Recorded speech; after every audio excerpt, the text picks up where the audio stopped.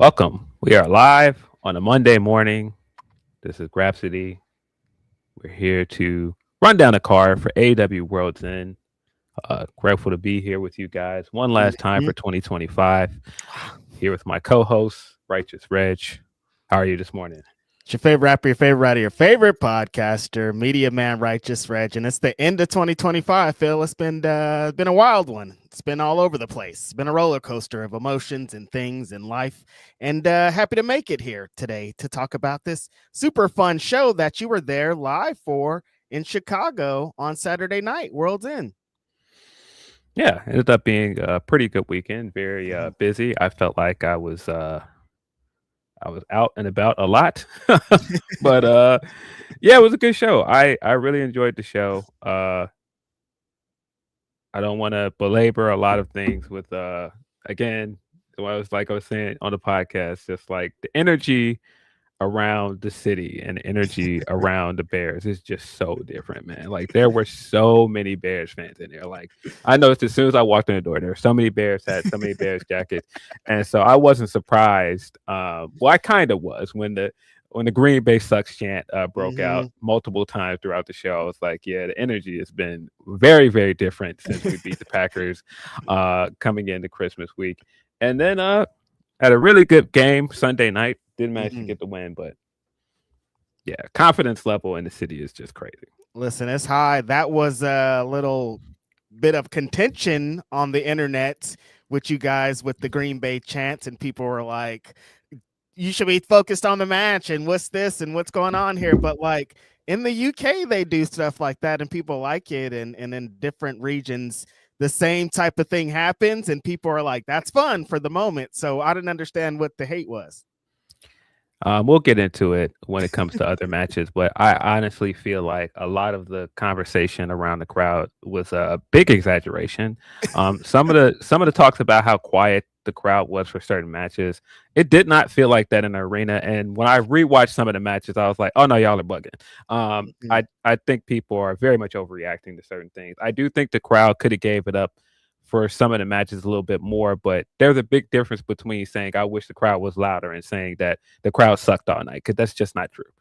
It's funny, Phil, because I've been in some crowds in LA and in Vegas, and I'm having a good time. I'm rocking, slapping Mhm. hands with people around my area, and then I look online and they're like, "This crowd sucks. They're quiet. They're horrible." And I'm like, "Huh?"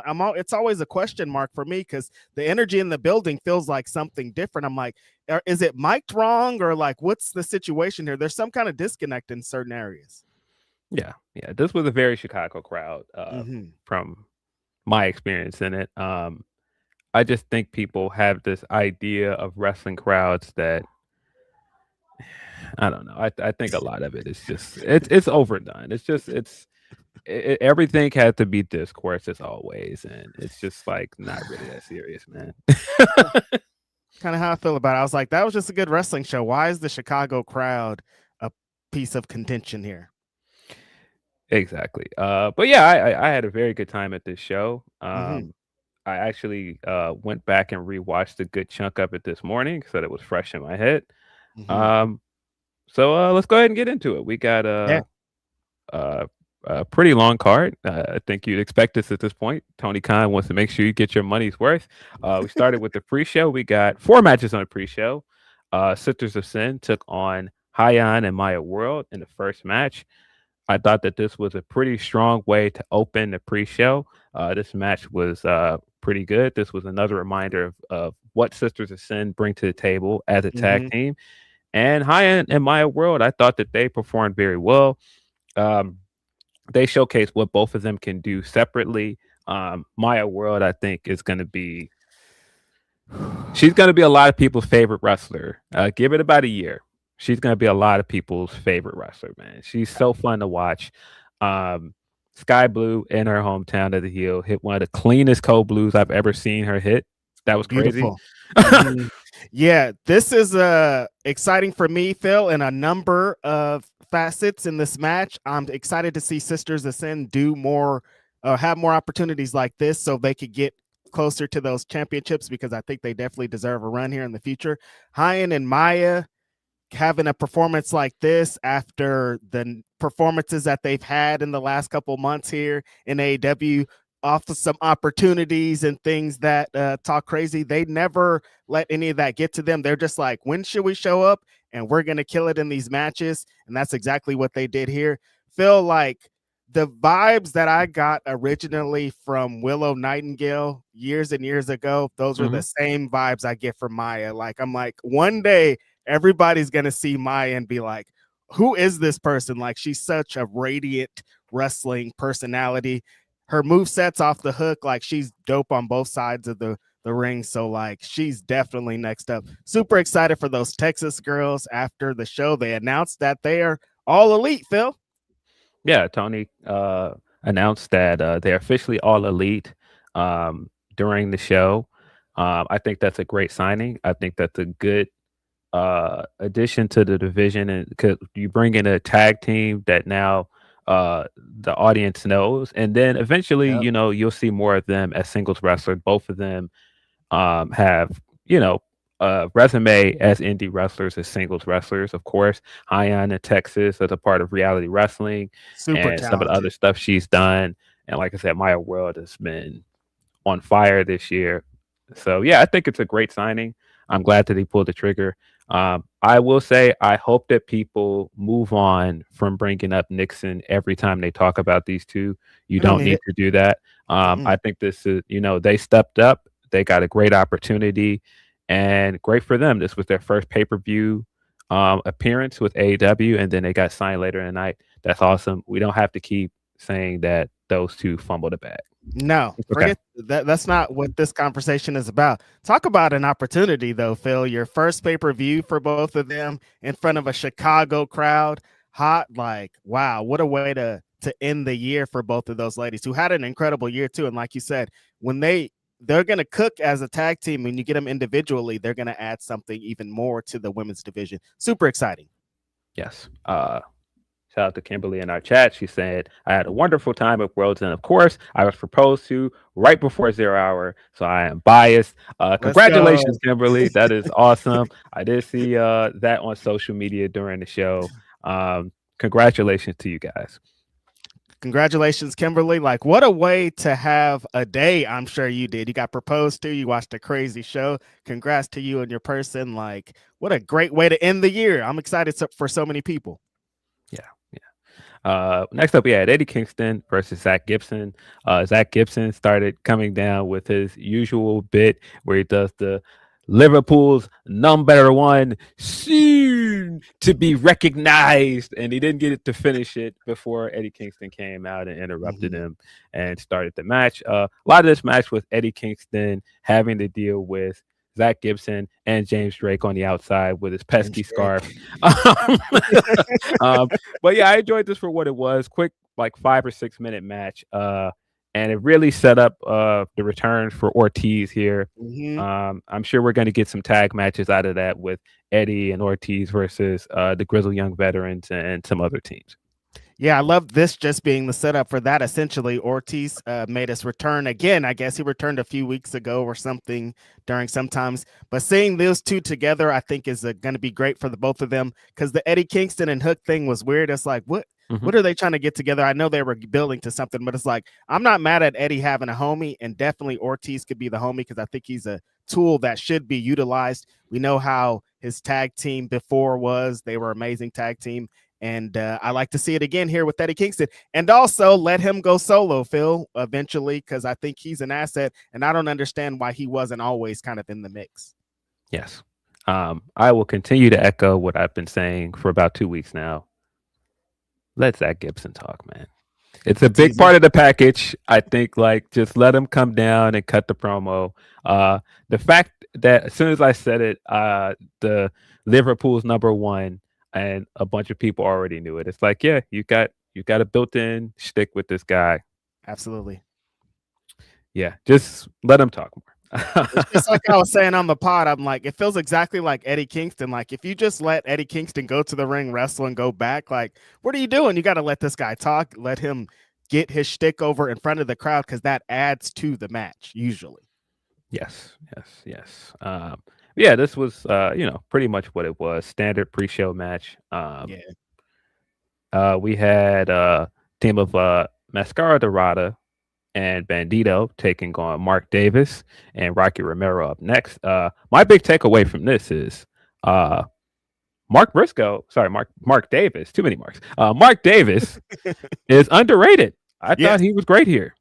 yes. I think Mark Davis, Denise and I have debates on. I think that sometimes Aussie Open should sometimes tag together. Like I don't think it has to Mhm. be all the time, but I'm like Mark Davis is such a great talent that I think he could add something to it. And you saw it here in this match. Like when he could come in for a hot tag, he's just one of those big, somebody saying Brody King in the chat, like him and Brody King just in the middle of the ring, locking it up, knocking each other out. Like, who doesn't want to see that on a daily basis? I think he adds so much to the AEW roster and he isn't utilized enough. He doesn't need to just be a Don Callis guy. I feel like he could be a Mhm. Don Callis guy that's cooking. I know they got a large roster over there, but they need to utilize him too. Yes, yes. Yeah, this was standard affair tag Mm-hmm. team match. Solid for what it was. Dorada and Bandito picked up the win. We got Great. a small dose of flippy lucha stuff on this pre-show. That was fun. Then we got the 8-man tag match, which was Jet Speed and Jurassic Express taking on the Demand with the garnish of Josh Alexander along with it. Um, I thought this was great. I like the way that they put this match together. The Demand guys came out immediately and took out Luchasaurus because, of course, he looks like the biggest threat in the match because he's the biggest guy. He's got the big power moves, and so they immediately took him out on the ramp. Attacked Jack on the way down. I thought it made Bishop Khan look like a big monster the way he took them out. I was like, oh, this is dope. Then, of course, that set up the disadvantage for the babyface. You had Jet Speed fighting from underneath against four guys for the rest of the match. And then we saw more of the Jurassic Express later in the night. But I thought the way that Mm-hmm. it set up for the reaction for Jurassic Express towards the end of the match worked really well. I mean, Jack, Phil, like that, the Continental Classic did so much for him and like for us as fans watching, but it feels like him as a wrestler for like his confidence and the way he's moving out there. He feels like a completely different wrestler. He's on display. Like he's back to the Jack that we originally knew and loved. So that's great for him. Jet Speed, another great pair in the Continental Classic. I think they gained so much from this. Like as a tag team, they're fantastic. I want to see more of them, but like separate, Kevin Knight like is who is Kevin Knight? Where did he come from? I'm so happy to see him here. Ricochet is godsend, Phil. Like, remember one time when you said he was a generational talent and people just thought they wanted to take the fork to you? I'm like, no, this guy is It's like, incredible, bro. I don't understand how he moves, how he works. It's so easy for him, the way he bumps, but the way that he's been as a heel and like using less stuff, he's gotten even better. It's incredible what he does there in the ring now. Absolutely.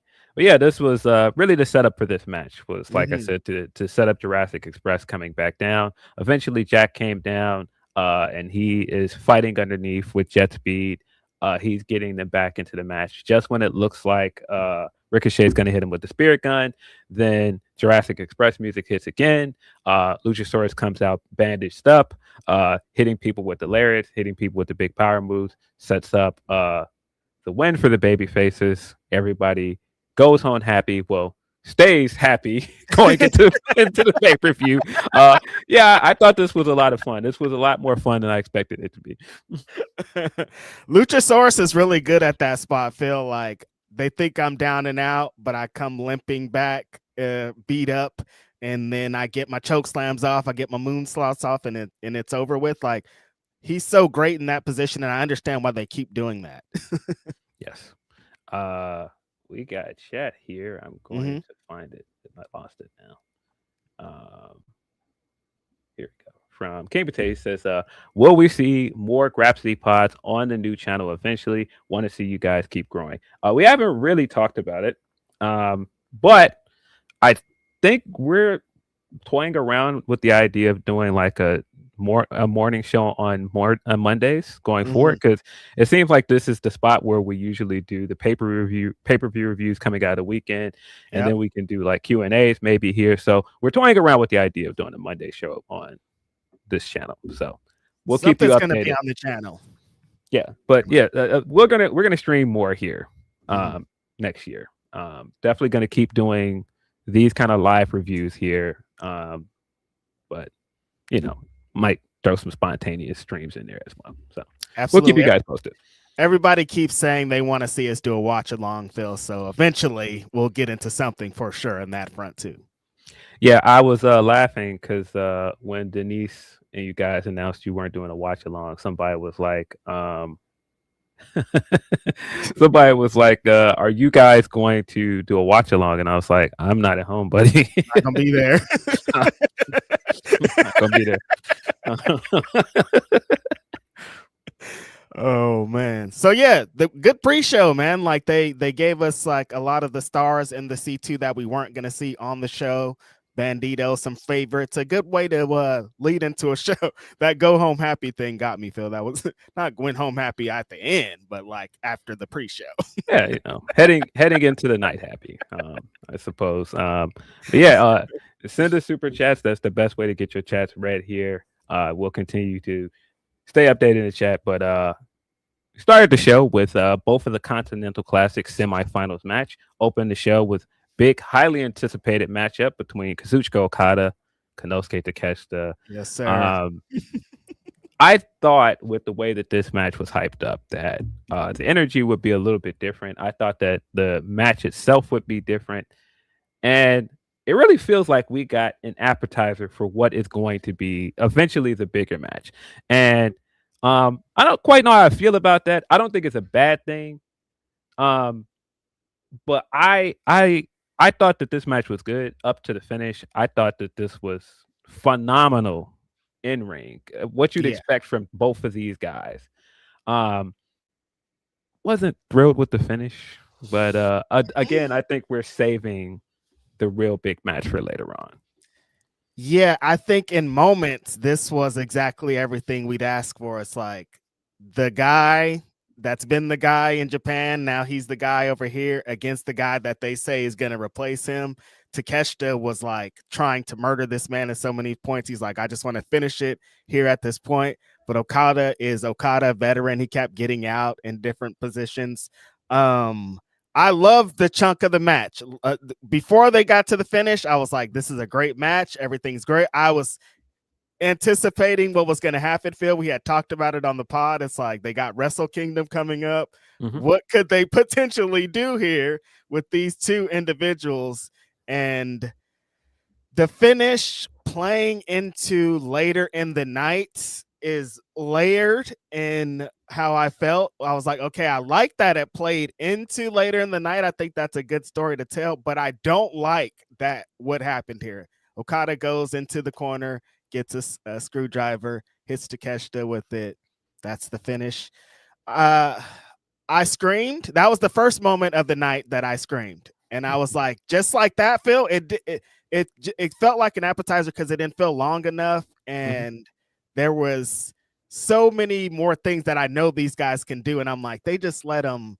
It's the first match of the night. I understand why it happened, but I'm still kind of confused as to everything that went down. I think there's some confusion too with the fact that this was really the most hyped up match going into the tournament. I think most of us coming into this tournament expected this to be the biggest matchup. And instead, it was really kind of treated like what it was, a semifinals match and not a finals match. It was really treated like, yes, a part of the story for this year's Continental Classic. And so in that way, in the same way that you described with the finish, how it was like something that played into the next semifinals match and even the story in the finals, I like that. But just as a standalone match and as a standalone finish, I didn't really care for it. Wasn't for me. Yeah.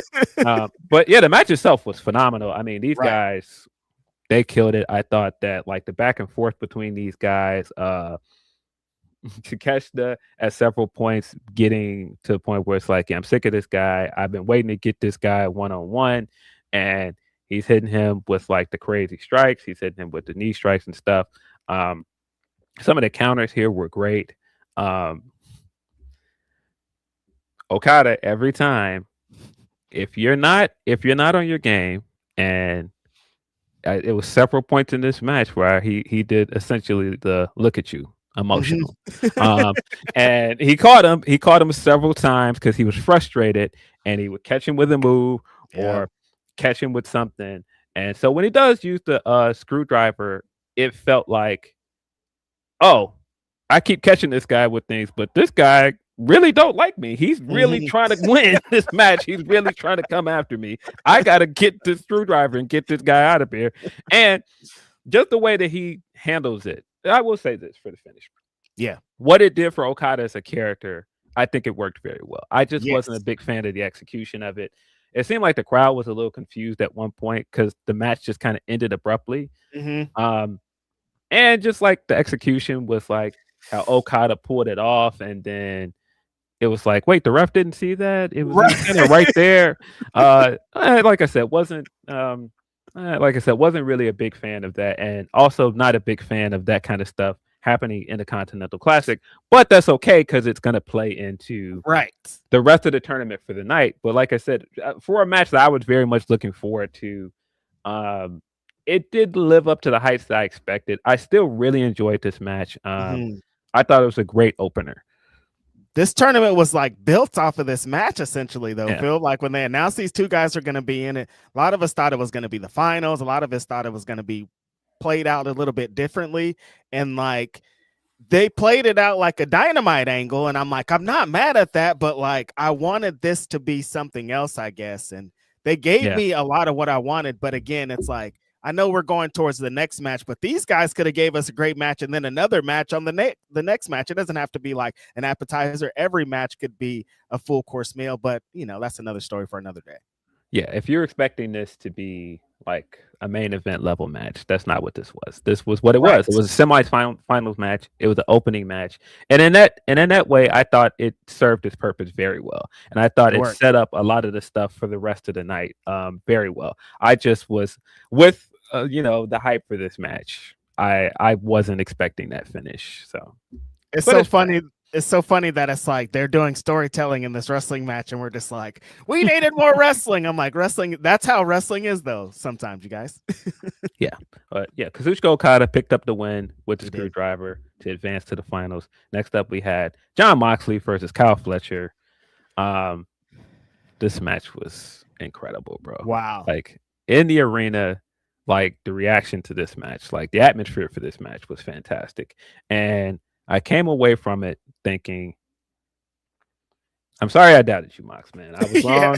As a big fan of this guy, I all along this year with the Death Rider stuff, I've been saying not the biggest fan of this Death Rider stuff sometimes, but I still really like John Moxley, so maybe he can turn this around. And the Death Rider storyline stuff ended up working out very well for AEW going into All In Texas.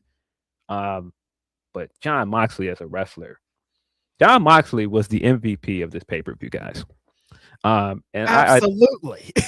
and honestly, you can make a very fair argument that he was the MVP for this company for 2025. This Yeah. guy, like, if his whole mantra coming into this as leader of the Death Riders was like, man, you guys got to get on my level. I want to lead by example. I'm trying to put this company on my back. Like, TK continues to give me the ball. He continues to call on me. And I'm going to prove to you guys why he does that. But at the same time, I'm not going to be here forever. You guys got to step up to my level. Like, if this is it, if you're just going to be complacent, this company's supposed to be different. So I'm surprised I missed this, but the Continental Classic represents everything this guy has been saying since Yeah. day one. So him coming into this match, this is a legacy game for this guy. He's been telling us since he lost to Kyle O'Reilly, hey man, that was regular season. The playoffs just started. Y'all keep watching. And Mhm. I was just like, all right, dog. Like I feel you. It felt like he was yapping. And throughout this match, I was like, oh, I see. I thought he was just yapping, but no, he was for real. The playoffs have started. I'm in a different bag now. This is ain't no more of that. Hey, I know what happened. I tapped out. Like I looked vulnerable. Um, but this is a different ball game now. Yeah, and that story that you're talking about, Phil, of him, this essentially the Continental Classic is the Death Rider's mission statement, and he's in against the #1 draft pick, essentially, who's trying to kill him. Like Kyle Fletcher's like, I hear everything you're saying, Mox, and let's do it. Let's go right here. This match was the finish was unexpected. We made our predictions on the pod, and I had thought that Kyle Fletcher was going to win this match, but knowing what they did in this match, like the finish was shocking, but like I couldn't even focus on the finish because I was like, what did I just watch? Like there were so many moments that I was screaming. Kyle Fletcher, there's been some controversy, got dropped on his head off the top rope very dangerously.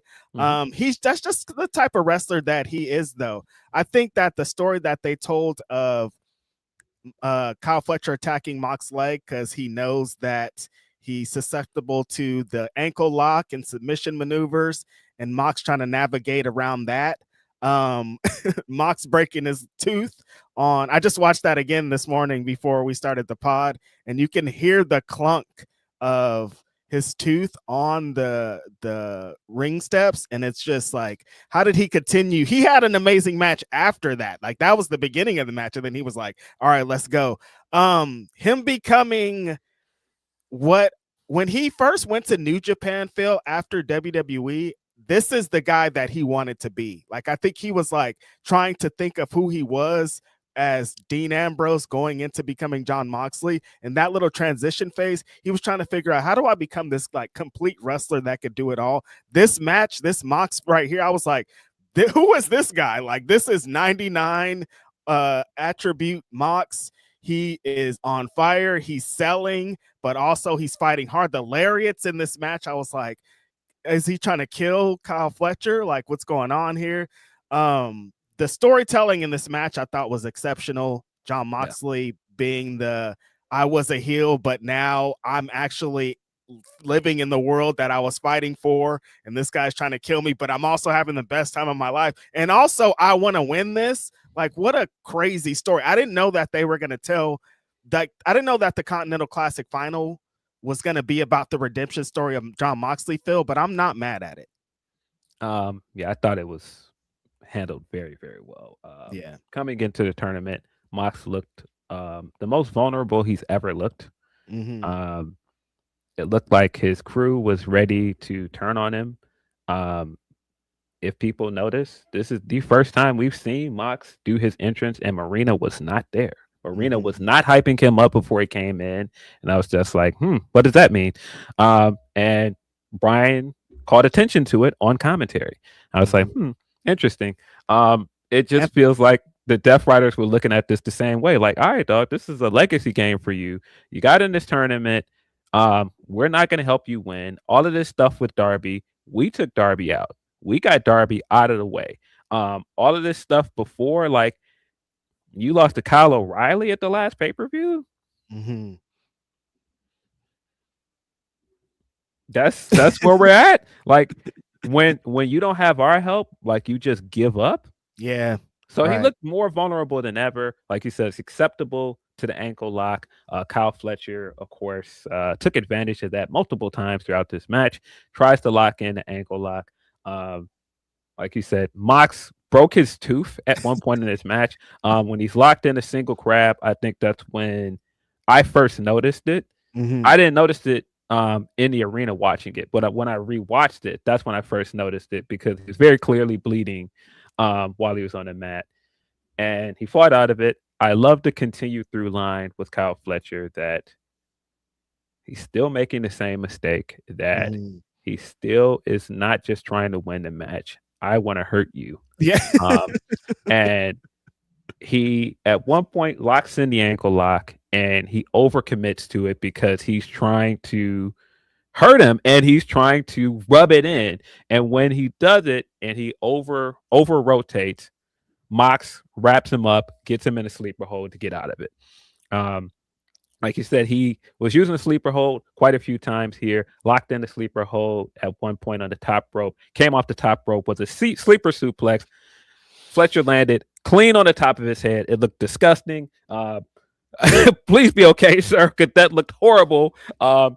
You, but yeah, just also like the smattering of cheers for Moxley as he came out, and those cheers started to get louder and louder throughout the night. Every time he fought out of an ankle lock, the crowd got louder and louder for him. And at one point, Fletcher hits him with a big knee strike, pins him. He comes flying up at one, and like I said, at that point, the crowd is in. He's completely won the crowd over. Very hilarious that this guy a year ago attempted to murder Brian Danielson in front of this same crowd, and they're now all chanting Moxley as he's going to win this match. And man, just exceptional heel work for Kyle throughout this match. But man, Moxley, this is just like seasoned vet. Like the fact that he played up this ankle lock all year, everything he did as a heel played into this match.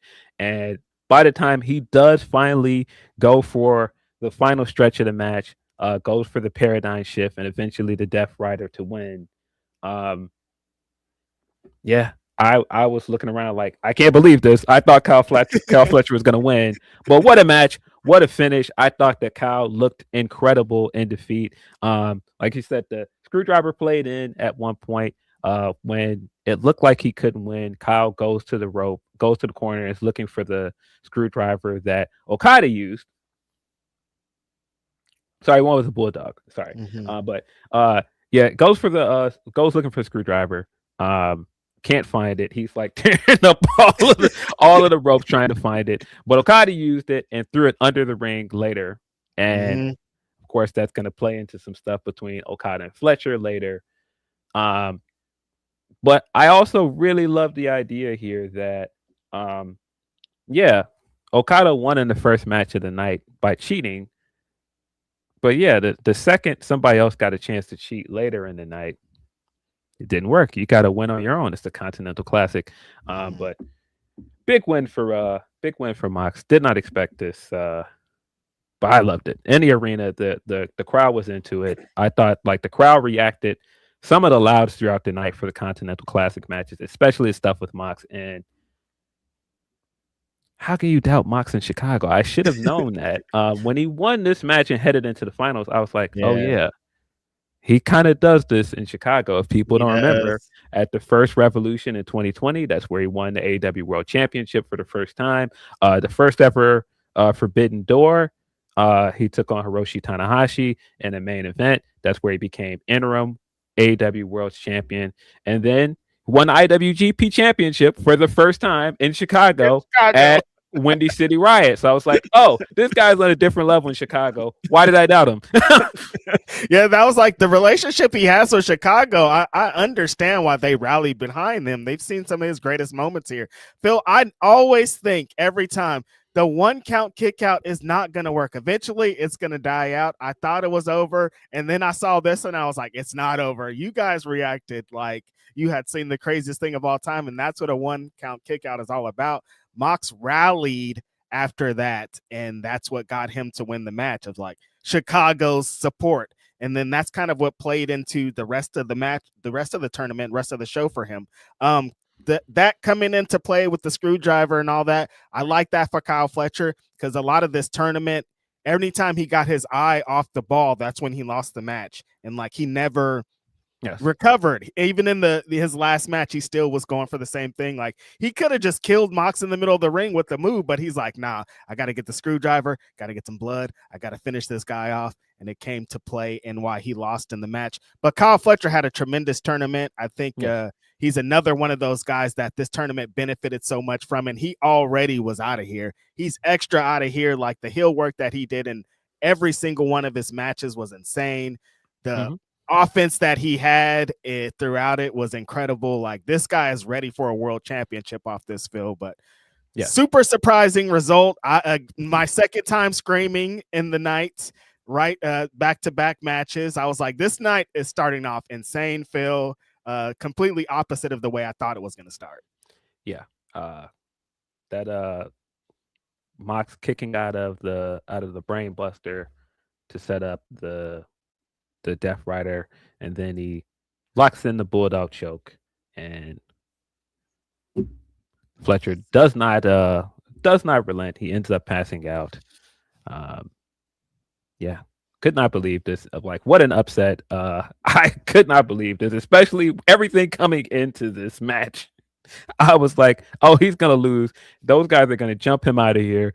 Um, yeah, he picked up the win and he was fired up. This felt like baptism by fire. It felt like this tournament reminded him who he is. I don't need to Yeah. win with all of those things. And yeah, that played into the finals later on in the night. But man, what a match.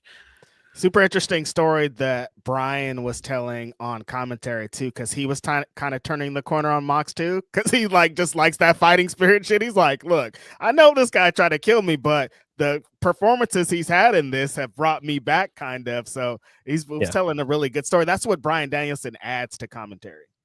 Yes. Very New Japan style match. Very fighting spirit. Absolutely. Multiple times in this match. Yeah, I loved it. After that, we got FTR versus the Bang Bang Gang in a Chicago street fight for the AEW World Tag Team Championship. I thought this match was fun. Juice Robinson continues to be a fantastic wrestler, not just a very funny guy, not just a guy that cuts great promos. When he does his jabs to set up the right hand, the crowd always bites on it. The chants for Juice every time he started that were fantastic. It's hard to describe Juice as a wrestler too. Just the way he moves, just like the way he oversells, the way he, over leans in before he punches. It's so funny, man. He's an 80s wrestler. Like he's an 80s wrestler turned up today. Like nobody has a style. He's very unique. He utilizes punches and things like that and his gear, and he's so over the top. Like he's almost like one of those inflatable guys. Like he's just like very loose. Super interesting character though. I love him. Yes. Yeah, FDR came out, wrestled a great match. Go figure. These guys are great tag team wrestlers. Stokely as their manager, boy, what a revelation for these guys. He's been fantastic. Multiple times in this match, I was gut laughing at him because his reactions when he gets in the ring and tries to help and he realizes he messed up. He doesn't do very much in that moment, but just his facial expressions and everything are so funny. Ends up getting thrown out of the ring, overshoots the table, and slams into the commentary table. And then what makes it even funnier, the table flips over and falls on top of it afterwards. It's one of the most unintentionally funny spots, bro. God, it's hilarious, man.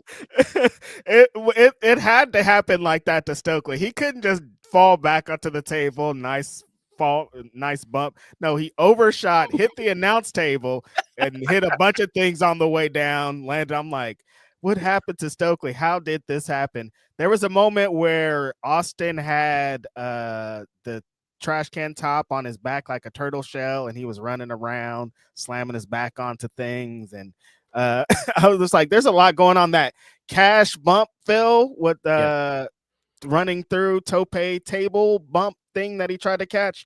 Unreal, unbelievable. Like, what are these guys doing? When Cash starts going 1,000 miles per hour, Phil, like that's the mode right there. And it's crazy because there's a disconnect online, Phil. There's a lot of people that are like, that match sucked. I hate FTR. They're ruining all the pay-per-views. And I'm like, what match did they watch? I didn't get that at all. I really liked this match. It felt very much like a collision match to me. Yes. And I think that was intentional. I think this was a nice sample serving of what collision does well. And both of these teams are, staples on collision. So I liked it. I think if you wanted like a straightforward tag match, that's not what this was. This was kind of like a side quest for FDR, because I do think we're going to get them versus Christian and Cope and some of the other teams. They're of course building up other babyface tag teams for them to face. I'm assuming we're going to maybe get a jet speed match at some point next year. You've got a ton of options, but this was a nice kind of palate cleanser match for the night. I think it's hard for people. They love the Bang Bang Gang, but like accepting them as a contender for the tag team champion, I don't know if a lot of people expected them to win this match, and that always plays a role, Yeah, no, it was definitely a predictable outcome, but coming after Mox versus Fletcher. It was going to be hard for anything to come after that. And I thought that Absolutely. this served its purpose. I thought it was a fun match for what it was. I liked it. The Stokely bump is forever, you know? Yes.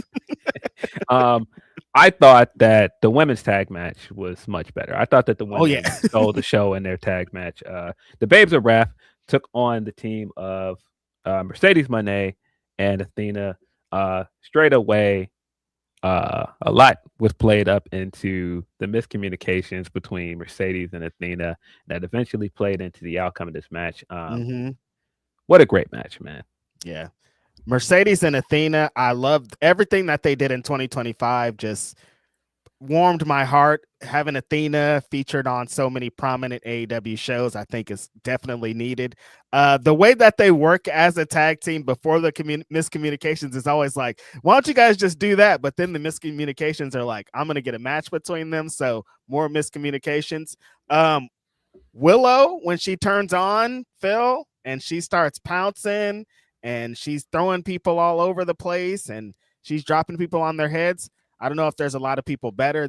Those moments where Athena and Willow were going back and forth, and Athena caught her with that lift her up, flipper onto her midsection bit that she does. Like, incredible performance there.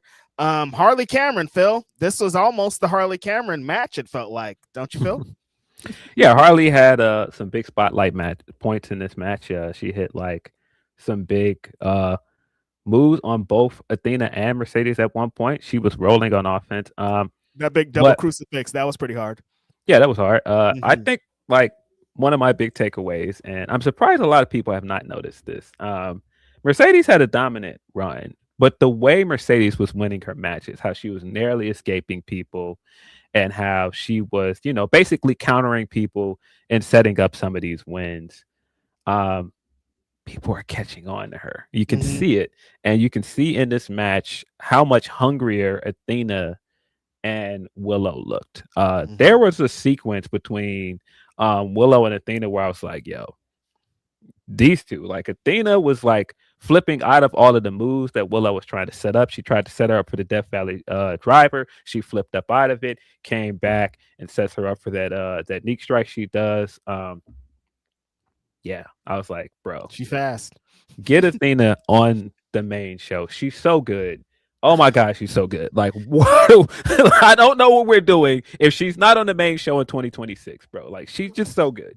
Phil, it's December 2025. Why are we still saying this? We said this in December 2024 because after every final battle, we're like, put Athena on TV. Stop doing this to us. You guys, put Athena on TV. Stop doing this to us. She's incredible in every asset in the ring. She can flip. She can get flipped. She gets slammed. She's everything that you would want out of a wrestler in this company. So I don't understand what's going on here. But yeah, the miscommunications were a little too much, Phil. Oh, there were that one spot, the catapult.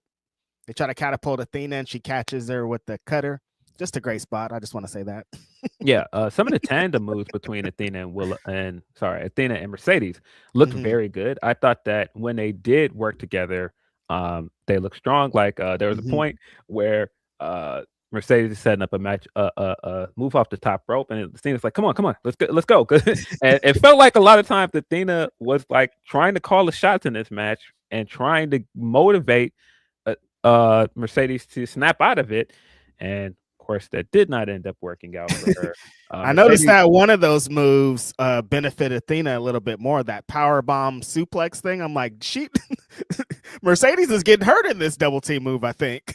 Yeah, when Athena does like the little play off of the moneymaker that she does, where she throws Mercedes into somebody on the ground. I'm like, I think that hurts Mercedes. Like, but yeah, the ending of the match, Mercedes is setting up the moneymaker on Willow. Willow counters out of it, stacks into the pin. 1, 2, 3. Babes of Wrath pick up the win. Willow Nightingale has pinned Mercedes Moné twice now, guys. And again, I love this storyline that we're going with, that all of Mercedes' old opponents are like, no. I can beat you. I know you've had this year. You're strutting around with all of these belts. You keep telling us you're the best in the world. you've gotten sloppy, man. I can beat you. Mhm, And mhm. I love that. I love the way that Willow beat her. I love that Willow beat her very matter of factly. And we get that great shot of the Babes of Rap on the top rope. And Mercedes is again sitting on the apron, clutching her TBS title, and the camera is zooming in on her. And at the same time, Athena's like, "Yo, what are you doing?" And she's like Yeah. yelling at her next to her, like, "What's going on?" And she's not even responding. She's still clutching this belt. Um, Fantastic stuff. That sets up the backstage segment that we got later. I believe it was right after the women's, either right before or right after the women's world championship match. Mercedes throwing a tantrum in Mm. her dressing room. Um, that was great. She comes out and she tries to compose herself, and that's when she sets up the challenge for this week's episode of Dynamite for What? Willow. She's putting her TBS title on the line, and Mercedes makes the point, "I'm gonna beat your fucking ass."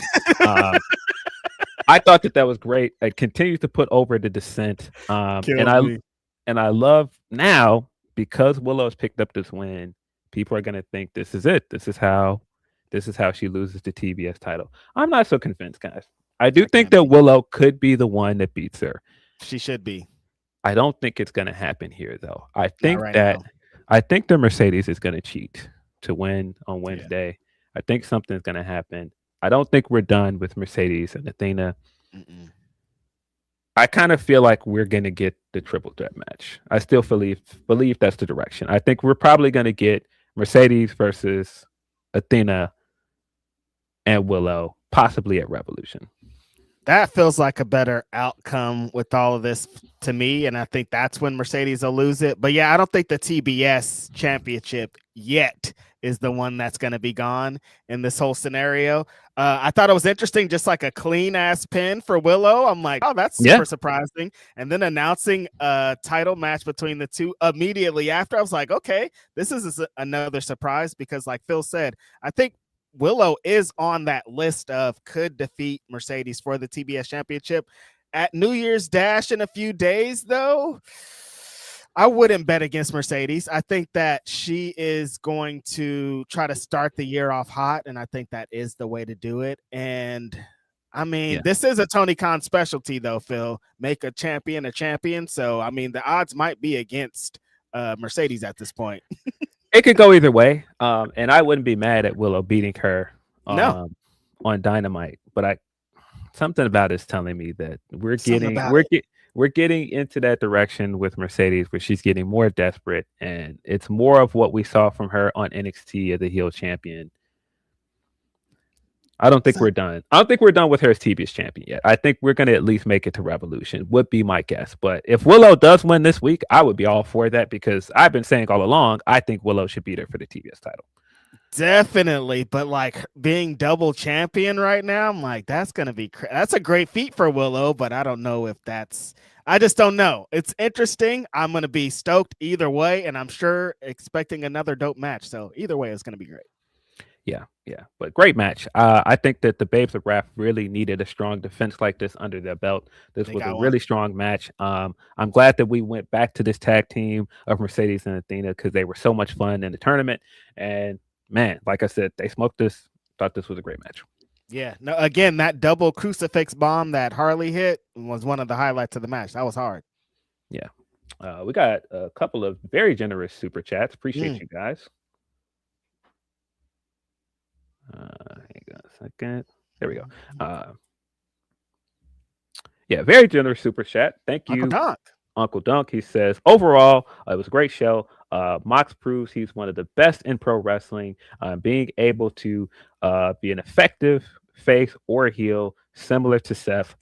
Do you see Mox distancing himself from his squad, given his face turn? Right now, the dynamic with the Death Riders is hella confusing. I think that's going to play into the stuff going forward. One of the things I Yeah. really like that they've been doing with the Continental Classic and the Continental Championship since Okada won it is the rules for the Continental Classic and the rules for the belt play into the character that's currently holding the belt. And that was a big Right. part of Okada's run as champion of he has to win these matches on his own. It sets him apart as a big match wrestler, and he's not still doing the shenanigans and stuff with the elite. And I think some of the same stuff is going to happen here with Mox, where now, unfortunately, because he picks up the win, spoiler alert, now it's a ticking clock for him of when those guys are going to turn on him, because now he's got to live his raps, dog. Now you got that belt around your waist. Now you got to live up to the Continental rules. They can't help you win matches anymore. Now you're for real on your own for the rest of this time as champion. And I know, again, spoiler alert, the promo that he had cut immediately after winning told a lot of the story of like, he kind of feels like he has to honor the Continental Classic now and what that tournament represents moving forward. And that kind of, again, goes against what the Death Riders are about, because they're about busting heads and winning championships. And Mox is like, this is pro wrestling. I love this. Let's have the best matches. So I think that we had a perception of what we thought the story was going to be of how they got Moxley out of there, Phil. I think it's just changing of what Moxley's going to represent as they get him out of the group. Yeah, very pleasant surprise. I think the Death Rider stuff have really turned the corner this year. It's really turned out to be one of my favorite things that AEW has been doing this year. Earlier this year, we were like, what's going on here? Why are they doing Cope and Mox at this pay-per-view? But no, it's turned a completely different corner. Mox is one of the best wrestlers in the world right now. It's wild. Yes. Love to shout out to Seth, by the way, and appreciate the very generous super chat, bro. Absolutely. Thank you so much, Uncle Donk. We got another big super chat from the Interest Club. He says, I don't think Mox is going to get the credit he earned from getting sorry, I don't think Max, not Mox. I don't think he's going to getting the go away heat of being cheered heavily after Fletcher Okada. Unreal turnaround for the ace of the company. If you're not giving Mox his credit, you're wrong. Just like at this point, like what, and with how many different things he did this year, Phil, like thinking about our year-end lesson again, thinking about him drowning Darby Allin this year. Like he's been in so many different situations, and to end it with a run like this is so crazy. Like, bro, what kind of a wrestler is this? This guy tried to drown Darby Allin in a fish tank earlier this year. Again, last year, he tried to murder one of the most beloved baby faces in professional wrestling history. And people are just like, yeah, go Mox. Chicago's like, he's our guy. He's our scumbag. What a time. Yeah, appreciate the super chats, guys. Thanks, y'all. Up next, we had Darby Allin versus Gabe Kidd. What a match. I didn't know what to expect of this, but again, I keep saying that Gabe is kind of underrated in ring. I think people have made so much of the disconnect between Gabe as a New Japan wrestler and Gabe with AEW, but still, when that bell rings, he's still a very good wrestler. One of the best trash talkers there is. The motions this guy starts making when he starts winning, and man, when the crowd started booing him and he jumped on a turnbuckle and he did that motion to make it look like he was peeing on the crowd.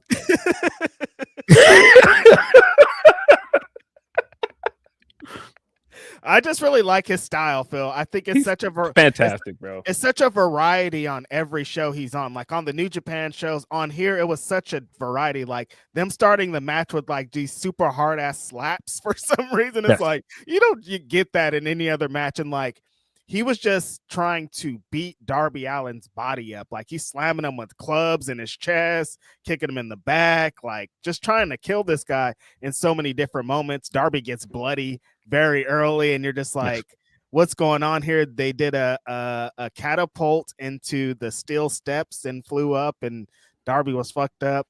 Darby is just Darby, though, Phil. He doesn't care what match it is, what time it is. He'll jump off something, use his body at every moment. There's so many scary moments going on. Drop kick off the top rope on the chair for some reason. But yeah, this just felt like an old school brawl. It's like two guys that hate each other for some reason Gabe Kidd's trying to break this guy neck at every moment. His pile driver is one of the best pile drivers in pro wrestling. Like, this was one of my favorite matches of the night. Two bloody, violent, middle of the ring wrestling guys trying to kill each other. Yes. Gabe made the point coming into this match with a very good promo. Like, how's this guy going to stand against me when he can't even get out of hospital bed? Like, who is this dude? I'm going to put him back in a hospital bed and get him up out of here. And that very much came across to start this match because he comes out, like you said, they're hitting each other with these very hard slaps. At one point, he catapults Darby up into the steel steps. The panel off of it comes flying off. He is busted open coming out of there.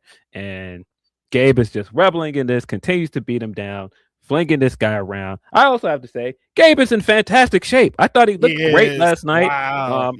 He's flinging this guy Darby around. Darby at one point ping pongs off of the turnbuckle, off of the post, into a wall, almost hits the camera. And I was like, geez. The cameraman had to run out of the way, essentially. That plays into Darby's never say die attitude. Gabe gets busted open at some point in this match. They're fighting it out. Darby ends up hitting the Scorpion Death Drop, then uses Scorpion Death Lock to try to get the advantage. Big win for Darby, much needed win for Darby. I was all for Pac winning at the last pay-per-view. I felt like Pac needed that win more because Darby is kind of Teflon. But I do feel like coming back after climbing Mount Everest and having the big feud with Mox, I feel like he lost a bit of steam coming out of that. Not being able to compete in a Continental Classic also cooled him a little bit. So I think he needed this big win to get him back on track. And what a fantastic match. Yeah, this match was phenomenal. Nice roll-up win to kind of catch Gabe off his guard. Yeah, Phil, I kind of feel the same way. Like, him not getting it, Darby not having the opportunity to be in the Continental Classic, that hurts. He probably would have been wrestling on this show in this tournament potentially. Like, nobody really knows where the cards would have laid. And so him not being able to get that opportunity to do that, and he needs a big win. He needs to end the year on the high note because next year we got to start moving some things for Darby Allin because I think he represents something. But yeah, just a great match, a bloody match, completely different than every other match on the card. Like, that's what these two guys had. Yes, absolutely. When we talked about Max in the main event, and we'll get into that in a second, that's a big part of the reason why Max is champion at this time is a good idea because you have so many guys that he can work now. Obviously, you can go back to the Hangman match. I feel like the Swerve match is a money match that you still haven't really paid off with a one-on-one match, but you still have Darby. You can do the Darby one-on-one match. You can do the Bandito match that we've got coming up at Maximum Carnage. You have so many options, and I have to assume now that Hangman is not champion. Darby will be in the mix.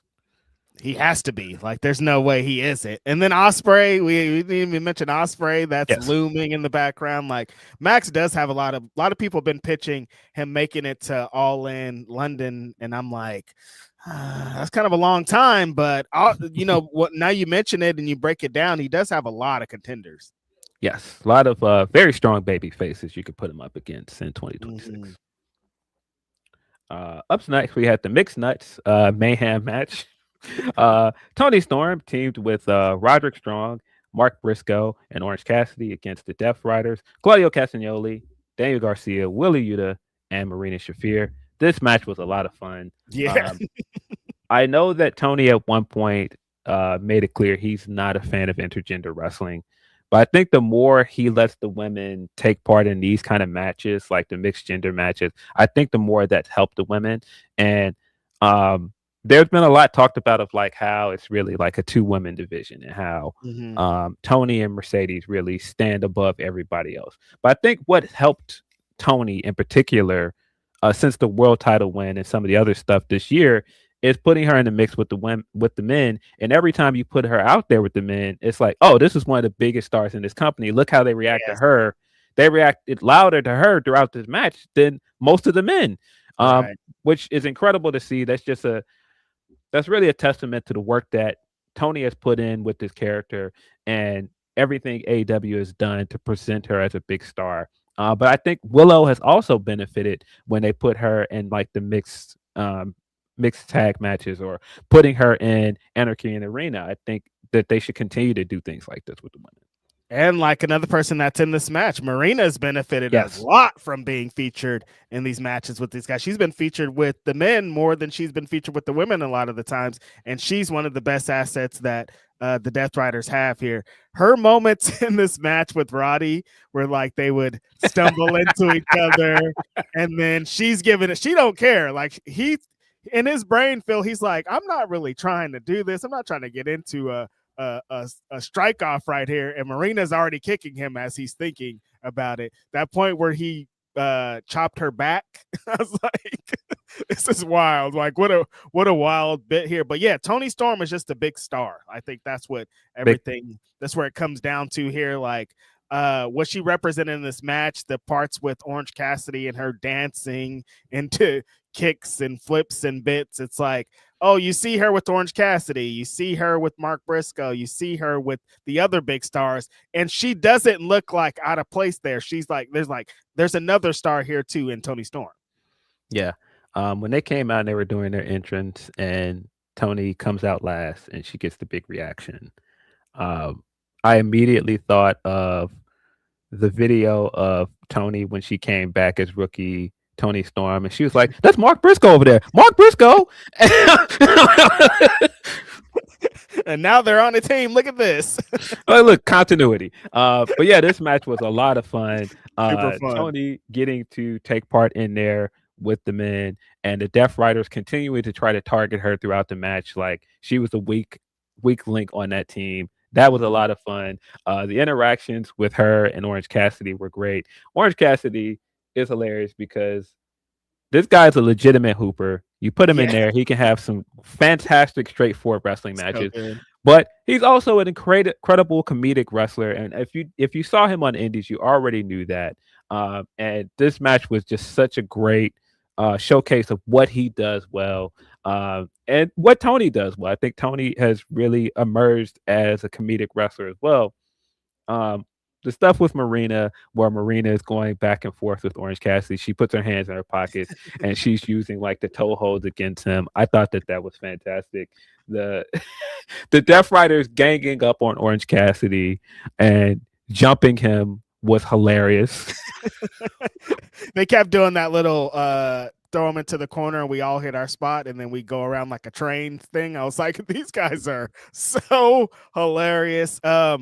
I don't know what it's good. This Moxley thing is throwing everything for a loop, Phil. Like the future of the Death Riders is so interesting coming out of this. I think Claudio has been super strong, kind of post Moxley losing his heavyweight championship and kind of leading the way. Because a lot of this, he was like, do this. I'm gonna be over here. I'm doing these things. I think Daniel Garcia and Wheeler Yuta have benefited a ton from being featured in this too. Like Wheeler Yuta, where he is now compared to a year ago is like completely different. Yes, Wheeler Yuta gets the most legitimate heat out of this group, possibly the most legitimate heat in the entire company. People boo this guy on site, and he plays into it very, very well. Like you said, him and Dan, I think they work so good together. They, of course, had matches together, so they know each other very well. They have very good chemistry. I want to see more of them as a tag team. I think that they're great together, and that really showed throughout this match. But yeah, the baby faces picked up the win. Timeless Toni Storm got her celebration off with her new friends. Mina came down as well. Tag champs came down. Yeah, this was a very, very fun match. I thought that the crowd was the most responsive to this match. They loved this match. And that's not surprising with like the wrestling scene here in Chicago, the very strong indie wrestling scene here. This was a very indie wrestling match. And Chicago likes comedy wrestling too. Like they're kind of notorious for that. Yes, I mean this is a city known for its indie wrestling and its comedy scene.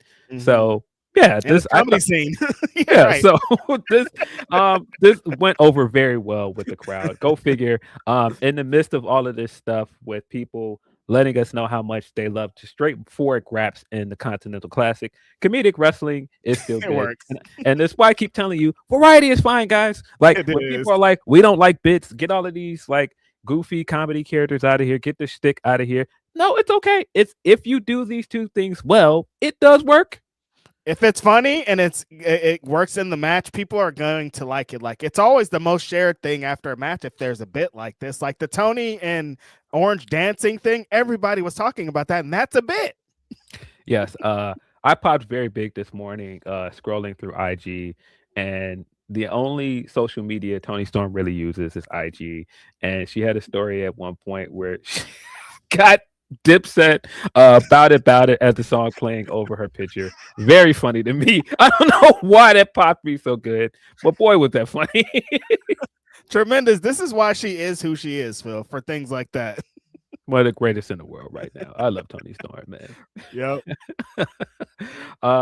After this, we got Statlander versus Jamie Hayter for the AEW Women's World Championship. Guys, this was my favorite match of the night. They killed it. I predicted coming into this match on Saturday that this was going to be the best match of the night, and I think it lived up to that. I think, unfortunately, because it's a babyface versus babyface match, it didn't have any heat.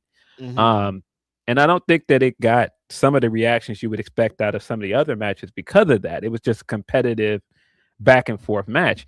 And I felt that the crowd responded in turn. Like we did get some dueling Jamie Hayter and Stat chants throughout this match. We did get like the polite oohs and ahs that you would get out of like a Japanese crowd for like a really good match. But I don't know what else people really expected out of this. I was really surprised when I got online and people were like, oh, it was a good match. But the crowd, though, it's like, was the crowd really that quiet throughout this match? And when I rewatched it, I was like, no, the crowd is reacting to these things. I just don't think it was as loud as it probably should have been for what I thought was the best match of the night. I've said, Phil, that Mox and Fletcher and this match were my favorite matches on the show. And I just can we just like have a great match in the vacuum? Like when I try to talk about it online, people are like, well, they didn't get booked enough. They didn't do this. I'm like, this is a title match right now with two of the best women wrestlers in the world, and they're trying to knock each other's head off. What more do you need? These women are going bar for bar, blow for blow, trying to layer at each other. I'm like, all the elements are here. Why are people trying to talk around it like it has to be all these other things? I thought this match was crazy. That spot that they did off the top rope, that Falcon Arrow death head drop was insane. Both women had opportunities to kind of control the match, and Jamie Hayter's moments were fucking strong, and she's trying to get the haterade in different points, and Stats dodging her. Stats using a little bit of her old school things. That flip that she does off the apron always gets me, where she swings her leg and she does that. Like, she's such a strong champion, Phil. I know there's a lot of stories around what Stat is and what she represents, but like when the bell rings, it does, none of that matters. Like, she's hooping. The points where they got to the I don't know how I feel about in big matches, Phil. This is a thing across all promotion, doing each other's moves. Where do you land on doing each other's moves in big matches? It depends on execution. If we're just doing it to do it, I'm not really here for that. But I thought that the way it was done in this match was great. I thought that I think the build for this match could have been better. I think if you haven't been watching Collision, and it's kind of like they set this up with the backstage matches and a tag match with Sisters of Sin, and that was kind of a wonky way to set up the match. But I think like the story or the concept here between both characters of Statlander this year has come in with a lot to prove. She's been overdue a world title win. Right. And she's just like, no, all of these people that you guys were putting over me and saying that I couldn't beat. No, I'm going to beat all of these people now. And I'm going to be defiant in every single win. I'm going to, and this is the most confident she's looked it out throughout her entire time. People are like, her character is like inconsistent. I don't know what the character is, but I think as a performer, this is the most confident and self-assured she's ever looked. And yeah, dude, her confidence is through the roof. You can see it in every match. You can see it in every entrance. Every promos is getting better. Like, I think it's all starting to come up together for Chris Statlander. Yeah, and I mean, look, I know that everything she does is not going to be for some people. She's personality wise, she's not like the most boisterous person, and that's not going to get over with some people. What I Right. really love about Statlander is that she's quirky, and she's always been quirky. She came in with this really weird alien character, and she completely dove into it feet first and was like, this is what I want to do. I want to do something weird. And it's wrestling. It's okay to just do weird, quirky stuff. And I think since she's become champion, since she's become babyface again, she's just been like, I'm just gonna be me. I'm just gonna be weird and quirky. Whether people like it or not, you're gonna have to accept it. This is who I am. And if you think this person is gonna beat me, I'm better than them, and I'm gonna spit in their face and show you. Like, Yeah. I love it. The Chris Statlander thing is so confusing because I think more fans in the crowd would relate to Chris Statlander than they would to like Tony Storm or like Mercedes. Like, you ain't gonna be in a room with Mercedes, but you feel like you could be in a room with Chris Statlander. And when people fully get that connection, I think it's when it all come together. But like I said, when the bell rings and she starts locking it up and she's spitting in Jamie Hayter's face and they're trying to knock each other's heads off, it's like, this is amazing. Yeah, I think like where she is character wise and what she's doing in ring is some of the best stuff she's done of her career. Yeah. I think people get tripped up though with what a world champion is supposed to be and Yeah. what she should represent as the face of this division because it still feels like Tony's division. Tony still feels like the biggest star in this division, and I think unfairly, like people keep making this comparison between the two, and it's like, yeah, but you can't really compare her to somebody that is a special kind of over at the moment. Tony is in a place where everything she does hits, and I don't think it's. I think it's fair to say Tony had her time. She still feels like the biggest female star this company has, but I don't think that that means that Chris Statlander is less than, or that you shouldn't take a chance on Statlander. You have to Yes. give like women like her or Willow or Megan or Tekla or all these other people the screen time for their characters to catch on. If you don't, it's always going to be this way. It's always going to be this way where the crowd only cares about two performers. Right. Yeah. It's such an interesting thing. I hope that it changes because they have a bunch of talented women, but you got to give them the opportunities. And like Tony Storm is more over than not just the women, a lot of the men too. So it's like she's just a different level of person, and we can't be like it wasn't great because it's not Tony Storm status. Yeah. I thought this match was great. I was a bit disappointed coming afterwards that all of the discourse was about like the crowd and not Proud. how good this match was. I didn't think that the crowd was that bad throughout this match. Again, I think that the crowd should have been louder for this match because it was the best match. And I don't love the idea, even though, I'm a Bears fan too, and I'm a Chicagoan. I didn't love that the loudest chant throughout this thing was the Green Bay sucks chant. But again, I don't think that that means that like we got to make that the story of this match or Chris Statlander's title reign. I think that does a disservice to what she's been doing. Yeah, I hate that. See, this is why. It's like, no, this isn't why. Like, you can't, we have to like continue to let this grow, continue to let this thing. We can't just give up on people after 2 weeks at this Yeah, point. and I And think she, all the matches are great. It's not like she's having bad matches. I don't understand. no, I think she's been having phenomenal matches this year. I think she's getting better and better as a talker. She's so But good. yeah, I love this match. Mhm. The back and forth early in the match, like the feats of strength, the strikes, that was great. Uh, Jamie Hayter, man, when it's Jamie Hayter's time, man, It's close. It's I close. didn't feel like this was her gonna be her night coming into this show. No. But eventually it is. And I love that Jamie's coming into this with something to prove because she was champion and she got halted at the worst time with a back injury. And then the way she lost the belt of getting jumped by Tony and the Outcast, it still feels like we've got unfinished business with Jamie Hayter and this belt. But at the same time, that don't mean for Statlander, I'm about to lay down and just let you win. Because again, all of these people are checking these boxes of people I want to see champion. It's this person's turn. It's going to be this person's turn. No, no, no, no. This is my belt, Yeah. I and I didn't love feel that like energy. I didn't feel like coming into this story that Jamie Hayter had did enough to get back to the belt. It was just kind No, of like we had these tag matches together. Now I want to wrestle you for the belt. Like when Jamie Hayter's gonna win, and she's gonna win soon, like I'm saying, she's gonna have to go through the roster. She's gonna have to wrestle some people, put up these big matches, and get back to that place that I know she's going to be. But this time it was just kind of like, we're in the same space. Can I have a shot? And Stat's like, yeah, because she's giving up shots to people who she know can hoop.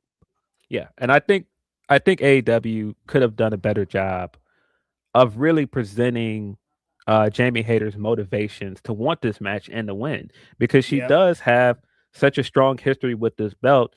And I do think she's in a better place as a performer than she was as champion when she was next to Britt, because everything was about Britt. And I feel like now she really stands out on her own. She has her own identity. But I think they could have done a better job in the build of really telling us why this means so much to Jamie Hayter, why she wants to be champion. And the same with Statlander. I thought Statlander, like I said, came out. She looked great in her big overcoat that she had, and her like those sleeves she had on with Cosmic Killer on it. Again, she's so like quirky, and like either it's gonna hit for you, or it's not, and it worked for me. The big spots in this match were great, like you said. The big Fisherman Buster off of the top rope, that was crazy, dangerous. Yeah, crazy. The spots on the outside where Statlander is letting Jamie have it, and then getting in front of the camera and going, "Yeah, it's me." Again, she keeps telling y'all like, "Nah, it's my time. None of the rest of this is. It's my time." Hits the big Vader bomb out of the corner. Tries to go for it again. Jamie rolls out. Bro, the sequences at the end set up the haterade where Jamie is flexing and acting like, all right, it's over. And Statlander spits right in her face like, nah, fuck out of here. Hits her with a haterade of her own. And to your point about people doing each other's finishers, now that energy of her spitting in her face and hitting her with that haterade, I loved it. They went down so fast when Stat hit that haterade. Like she gave it to, like the camera couldn't even keep up. That's how hard she hit her. Like if you want to see a crazy lariat right there, that is the one. Hater got her back with the Saturday night, trying to return the favor. But yeah, Chris Statlander I like how she keeps out wrestling people, Phil. That keeps being like the story of every match of like, you got bits. We've been on the outside. We've done crazy top rope spots, but I'm going to put you in a pin thing or some kind of submission to win this match. It's going to come down to the wrestling. Yes. Another big win for Statlander. Very confident win for her. I think people also, I know Statlander has had a run as an indie wrestler, but she's still fairly new to wrestling. This wasn't like her first choice. I know she did like some stunt woman work. It feels like she's still getting used to like the psychology of wrestling and like, being a promo and presenting yourself, because a big part of wrestling isn't just in ring stuff. It's how you present yourself. It's how you market yourself outside of the ring. And she's still figuring those things out. And I think we got to give her a chance to get those things together. And she will. And I just think, too much has been made of, oh, well, listen to the crowd when she comes out. And I'm like, dude, the matches are fire, though. The matches are fire. She's finally pulling things together in a big way like we wanted her to. I don't know, man. I just think people are making a lot out of nothing with some of this. Yeah. I think she still got to continue to give her opportunities, and matches like this is the way to do it. Like if you watch this match and like, I'm out on Chris Statlander, then I don't know what to tell you, because this was fire. Yeah, I think we still got like some big matches with her that will have more heat than this. The obvious one is her versus Marina. I'm surprised we haven't got to that one yet, especially with like the stuff with her and the Death Riders coming out of the Blood and Guts match and their interactions there. Of course, we got Tekla as well. That should be a big upcoming match. I think her and Megan Bain is going to be one of those ones, I wouldn't be surprised if Megan beats her. And I know that they're building this up of like all of these opponents that she had trouble with, and she has had trouble with Megan before. Everyone has. But I wouldn't be surprised if Megan beats her. That's definitely going to be a big one as well. Looking forward to that. I like how the whole women's division is like, Megan Bain, I'm trying to stay away from her. Like Mercedes, Toni Storm, like everybody's like, I'm chill. Yeah. But yeah, I really love this match. Like I said, this was my favorite match of the night. Great match. Yeah, great. Wasn't wasn't the live experience that it probably could have been, but I think a lot of the discourse around that has been kind of overwrought. Listen, we know the match would have been better with the super hot crowd, and they always will, but sometimes it could be what it is. Yes, yes. We got the finals for the Continental Classic up next. Jon Moxley took on Kazuchika Okada. This wasn't as strong as the semifinals match, but the story in this match was really, really great. Okada continuing to heal it up in this match, continues to look for any way to cheat, and Moxley just outlasts him at every turn. He's not a straight up baby face anymore, and he's not exactly a heel anymore either. So he's willing to go those lengths as well with Okada. But again, I really love that the message in all of these three matches was, well, you can't cheat to win a Continental Classic. When it gets down to it, you're not going to have your faction.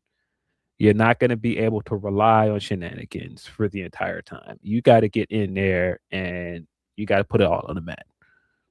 I didn't know what to expect, Phil, because my bracket was busted immediately when this show started.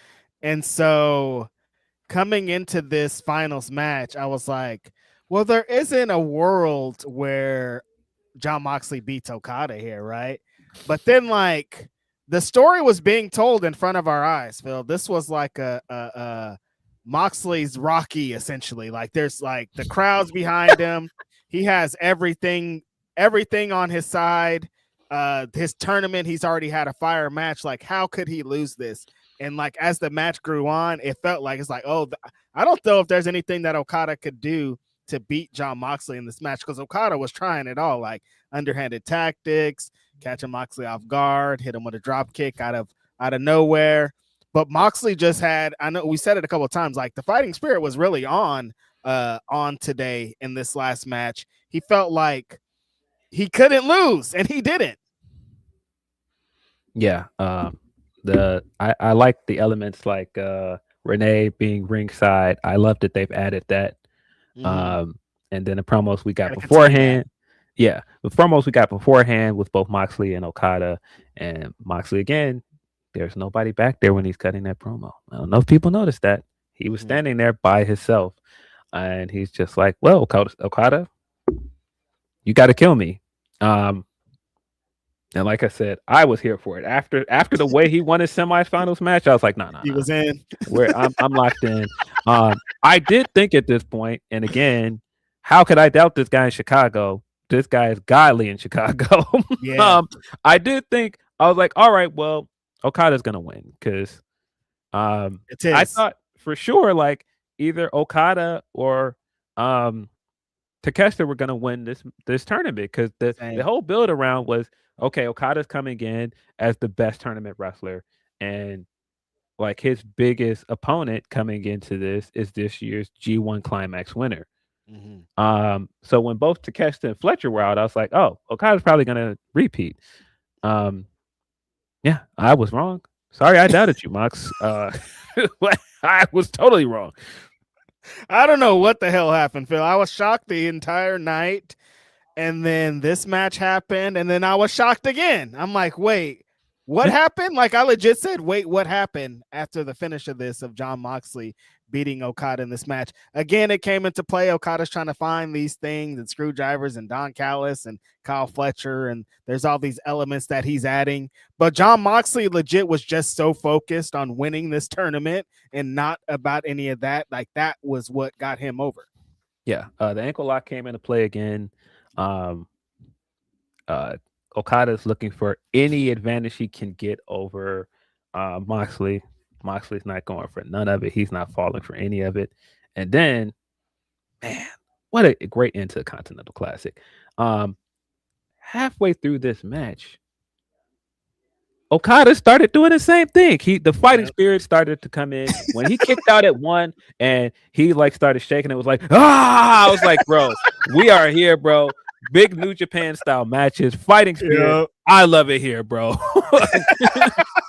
Okada's like, oh yeah, no, I do get down in these tournaments. I'm not about to lose this. Let me turn this up. They started trading. Mox hit a crazy Rainmaker at one point. Like Yeah. he knocked Okada's head fucking off.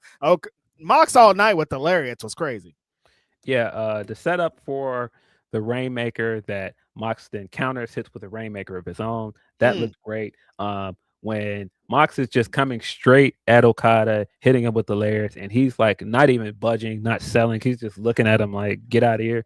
That was great. The counter that he does to get out of the other Rainmaker, where he just kicks him clean in his arm to knock him away, that was great. Yeah, I thought, like I said, this wasn't as strong as the semifinals match, but like I said, the storytelling throughout of Mox, really hulking up and feeling like, nah, I'm in my element. When I get into this mode, nobody's beating me, and we've seen that throughout his time with AEW. So we know this when we see it. We know the fighting spirit, Mox, and man, he was tremendous here. What a big win for him. He he hits Okada with the Death Rider. Nobody kicks out of the Death Rider at this point. No. And this was after, of course, Mox kicked out of a Rainmaker, but Okada kicks out of the Death Rider, and then Mox just comes back straight away, hits him with the stomp, goes into the final stretch of the match, wins the Continental Classic. Huh? I was stunned. A lot of things. I mean, it just stunned. Stunned. With the continuity here, of course.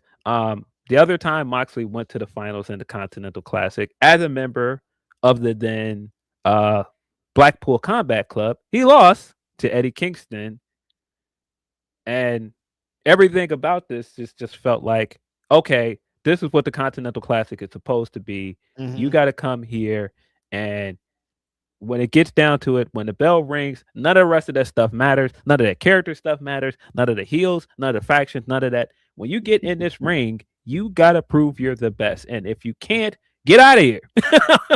And after the promo he did after explained a lot. The way that he kind of was like, I didn't want to disappoint these guys. Like if these guys would come and put their bodies and lives on the line for this tournament, why would I do anything less than that? Like that being the story of like, I was actually motivated by everybody in this, that I started to turn into a different wrestler. That's crazy. If we went back and did our year-end review things, I would be tempted to say this is one of the promos of the year. Yeah, honestly. Everything about it, like what this character has represented, this is like this perfectly distilled what this character is, and it perfectly put over what is great about the Continental Classic. You couldn't have had a better way and win of just like the story they told in these three matches of what the Continental Classic is supposed to be, and this guy winning it and basically being like, nah, I was not going to enter this tournament and half-ass it. It didn't matter if I was coming in with a vulnerability that I was hurt. I wanted to put on the best performance, not just for these fans that pay their hard-earned money in a time when the discourse is it's expensive to go to wrestling shows. You guys pay your hard-earned money to come here. I want to give you the best match possible. Everybody that gets in this tournament, they are showing why they belong here, why this is where the best wrestle, and I don't want to half-ass it. Ain't no such thing as load management here. I've been telling y'all since I started this group, since I kicked Brian out. Nah, our company is supposed to be different. If you can't come here and step up, leave. And the discourse too, Phil, of everybody always being like, Mox needs to go on vacation. He's like, fuck a vacation, bro. I'm outside. Bro, man, I thought this promo was perfect. It put over the Continental Classic so well. It made me excited for the Continental Classic going forward. And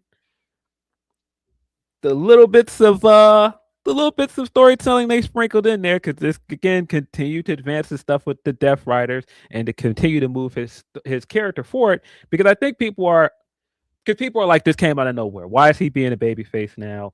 Why is he turning? Like, no. This is all in line with what he's all been saying. None of this is a character change for him. All of what he said from the beginning was in this promo. Right. I just felt like, if anything, the Continental Classic forced him Hmm. to win on his own. But now he has to continue to win on his own. And like I said, now the clock is ticking for him. Now you cannot count on the rest of those guys. They came out and yes, they were happy he won. They were proud because he showed he is exactly the leader they thought that they were following. But when they were standing there all lined up against the rope and he was cutting that promo, he wasn't saying thanks to the Black Bull Combat Club, you guys got me here. He said thanks to everybody else in this tournament, thanks to the fans. Thanks They to the didn't fans. they didn't look pleased with that. No, they ain't like it. Um They and gave him a nice golf clap. They're like, we're happy that you won this, but like, yeah, and nah. it's only a matter of time. I would not be shocked if Kyle O'Reilly returns and beats Moxley for the Continental Championship. Mm. And I would not be surprised if the eventual loss, where he's got to continue to win on his own, is going to be eventually the thing that gets him kicked out of this group. And I think because people are like, well, why turn him babyface? Because it's going to hit even harder now when he gets kicked out of the group because now he's going to have sympathy. Mm-hmm. Mm-hmm. Mm-hmm. This promo was so strong, it almost felt like an off-air promo. Like it almost felt like this is the real person talking. Like that was like it. Like Phil said, if we went back and did our year in review again, I would say this was the number one promo. Like this is how you fucking sell a tournament. This is how you sell a show. This is how you create a babyface. Because we all knew, John, this was where they were leading on him going babyface. I thought they were going to take a different road to get there, but like we got here in a crazy way. So I'm into it. Yes. Yeah, he did say my teammates, but I think the focus of this, because the focus of this character, even though he's been saying step up or get out, has been it's been very selfish in some ways, and it's been very much in the bubble of these guys. We know better than everybody else. No, this was not that. There was a lot of selflessness in this promo about, wanting to do this for the fans, feeling like this is the locker room he wanted to be in, and this is the company he wanted to help build. Yeah, no, this is the most babyface he sounded in over a year.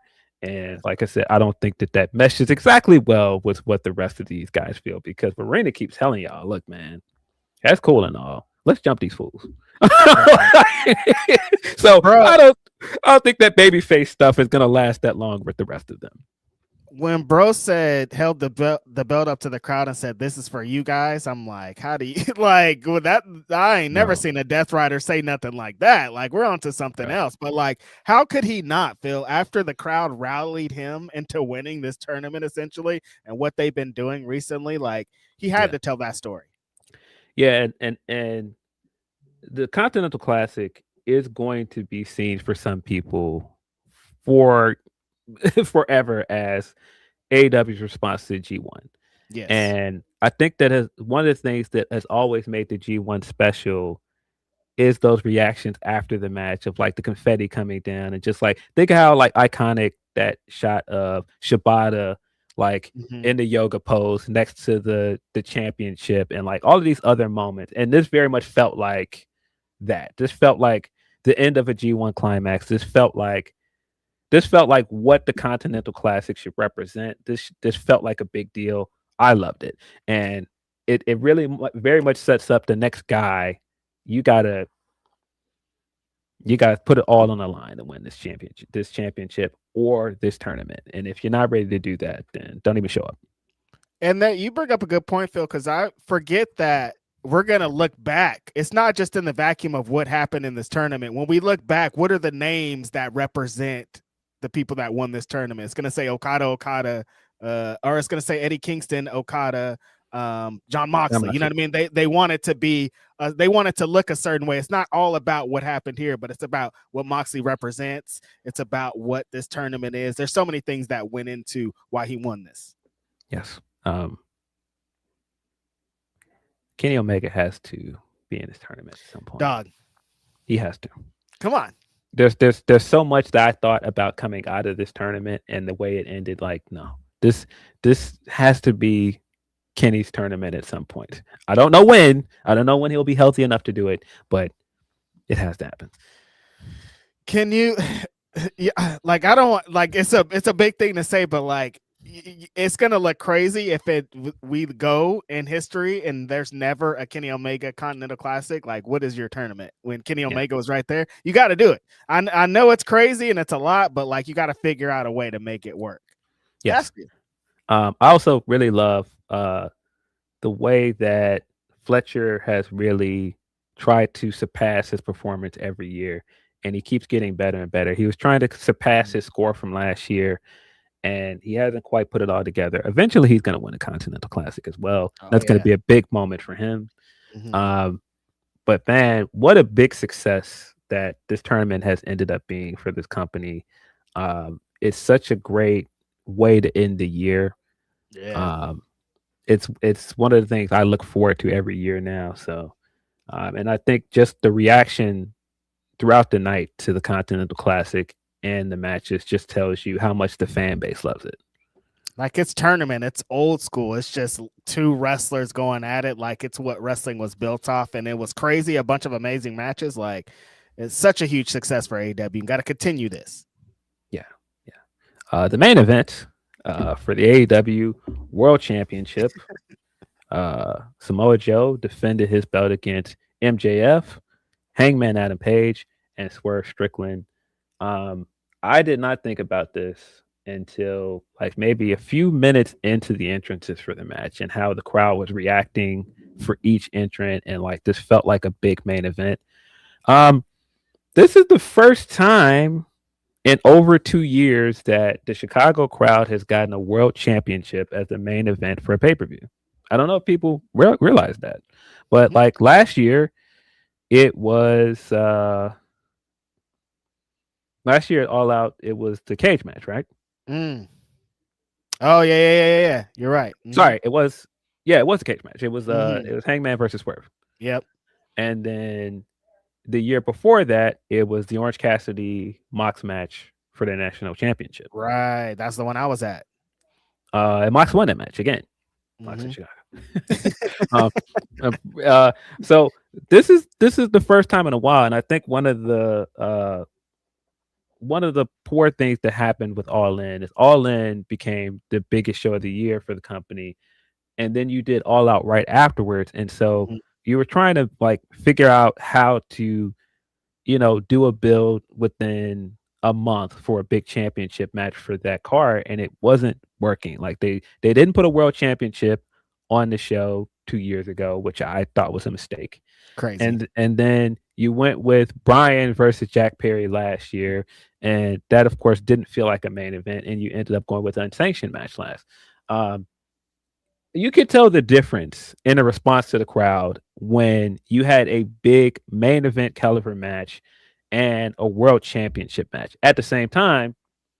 Um, if you noticed, you could see from last year, because we got the unsanctioned cage match, how big the crowd popped when Hangman and Swerve were in there together. Hmm. Yeah, they represent something different. With the entrances, you can see it. Swerve with the cosplay again. Mhm. Hangman, what he represents in this tournament, in this company. Max, like Max is different. Sorry. Like you'll just continue to see it. Every entrance, you're like, oh, I understand. Like he's different than everybody else. He represents something else. And again, Samoa Joe was also in this match, and like I a big huge Samoa Joe fan, but what the story was being told, I didn't know if he was totally needed here, but I'm happy that he was there. I was shocked a bunch of times throughout this night, Philip Lindsay, probably 5, 6 times, completely shocked 0% at what happened in this main event. No, the match was very good though. Yes. I came away really liking this match. Mm-hmm. Swerve coming down with his Green Lantern Green cosplay Lantern. with with screen and everything behind him. I thought that was hard. He definitely has his Roman Reigns music now that is really built for like big pay-per-view entrances, because he Right. can do the slow walk down to the ring. I don't necessarily like making that comparison, but it's the closest comparison I can make. It very much feels like a big WWE style entrance, and I only make that comparison because WWE is the top of the game when it comes to presentation. They do those things better than anybody else, and I think that that's the reason why Swerve feels like a bigger star now. The presentation around him. Listen, wrestlers just want to walk slow to their main event title match. Phil. That's all. If I can walk slow to my main event title match, I'm living the life. Slow my song down to about 90 BPMs and let's do this. But yeah, it's definitely those vibes. He's bigger now. He comes out with the chant. Like he looks like a main event star. He looks the part now. Absolutely. Hangman still very, very over with the audience. People love this guy. I know that people have feelings about Max. I know that he's a very problematic guy, very divisive guy online. This guy's a big star. He is a big star.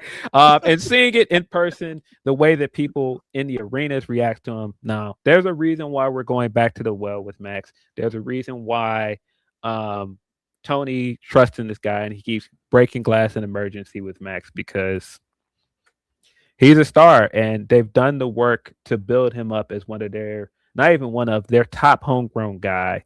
He's been in there with every established star in this company that you can name: CM Punk, Jericho, Samoa Joe, Bryan Danielson, every person you can name, Cody, all of them. And the work that they've done with him for the past 5 years, it shows because people see him as a big star. Just like I was saying, Phil, there was a lot of under 30 talks and lists and all this. They had Max fucked up. You had to show that this guy's our guy. This company has been built on what he's going to become since the beginning. Like Max is AEW, and so it makes sense that he is the AEW World Champion again. The match was good. I liked a lot of it was going on. The moments where Swerve and Hangman are working together, that tandem buckshot that they did where Hangman went over Swerve and hit that, like Samoa Joe kind of continuing to eat buckshot lariats and be like, it's going to take a lot more to defeat me in that. Swerve still, he's put on like, I don't know, 20 pounds of muscle or something, Phil, but he still is flying. He's still working exactly the same. What's going on there? I think he wrestled very well. You can see where he's still trying to figure out his style and really getting used to wrestling at this weight. Because it takes a toll on you to run around with that kind of weight. This is a big guy, and we've seen that in boxing and other combat sports where once you move up in a weight class, it takes a bit of time to get used to that.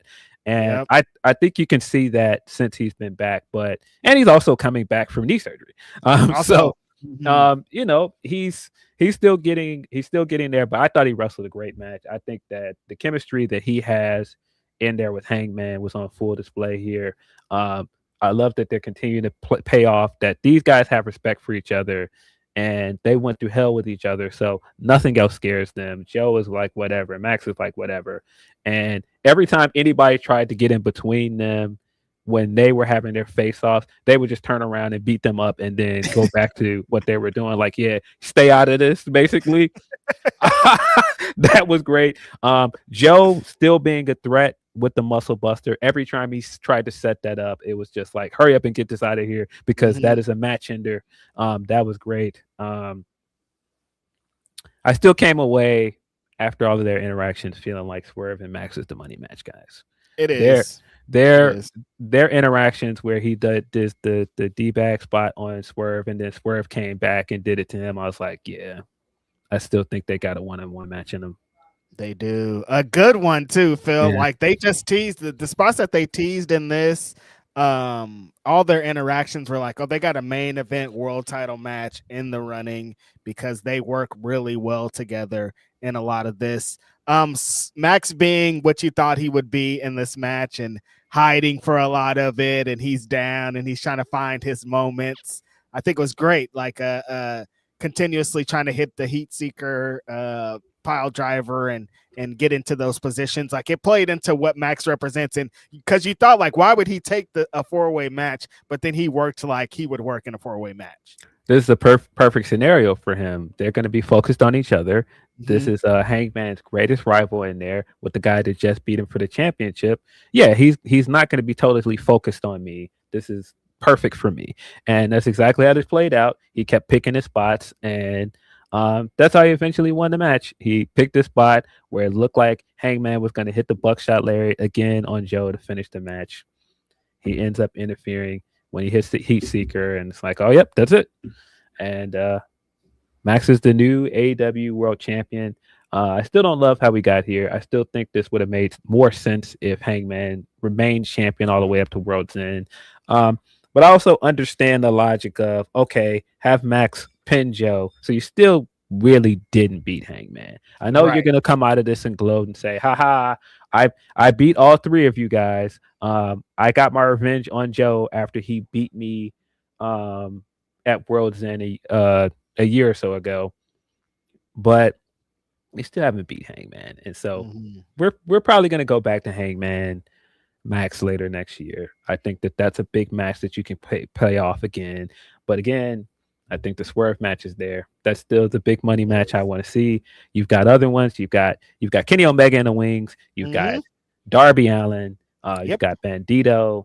You've got so many options for Max right now. I think it's kind of the perfect time for him to be champion, Mhm. because you've got so many baby faces lined up for him. I don't know that I believe he's going to make it all the way to All in Texas as champion. Um, but I think you've got enough room before you get Osprey back to do some interesting things with Max. Yeah, I think this is probably the perfect time because I didn't even I expected Hangman to get to at least World End, but I didn't expect him to be long with the World Championship, and I didn't know what this period was going to look like trying to get back to Will Ospreay and whatever his Mhm. situation was. But I think Max fills a role because, like you said, a lot of contenders. He's going to carry the championship like he does, and do a lot of promos and have this on red carpets and things. So it's going to represent something different for a little bit. But I think the matches and hopefully he changes his character a little bit as world champion. I think it's really going to work at this point. Brody Yeah. King, somebody said, Sheldon said in the chat. That's a really good one too.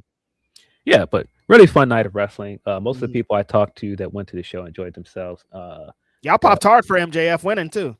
that's why I said he got a big reaction. That's why I'm like, dude, this Mhm. guy, he's a star. Whether no matter what the internet wants to say, and some people want to say, this guy's a star.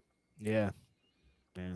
And you've got some luchas you can put him up against after the Arena Mexico stuff he was doing this That's year. right. You've got a ton of options with him, man. And Mhm. uh, yeah, I get he's problematic. I think that he's divisive. I don't like everything the guy does. I don't agree with everything he does, but does feel like a big star. And when you want to build this company up and you want to rely on homegrown guys, it makes sense.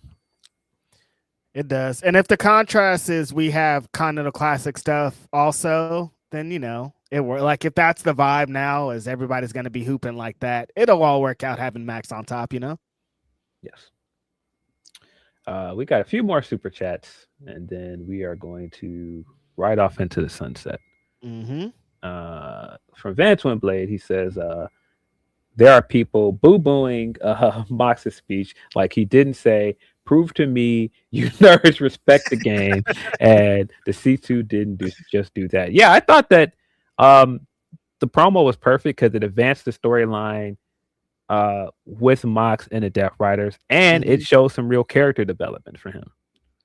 And like this tournament, I feel Yeah, super strong about this tournament of Mox being like, yeah. we was all hooping. Did y'all see that? That shit was hard. That was what the thing was pretty much. I thought that was really the best thing about it is how much it put over the Continental Classic as a Mm-hmm. concept. Yep. And when you're 3 years in, those things are important, man. Yeah, it is super important.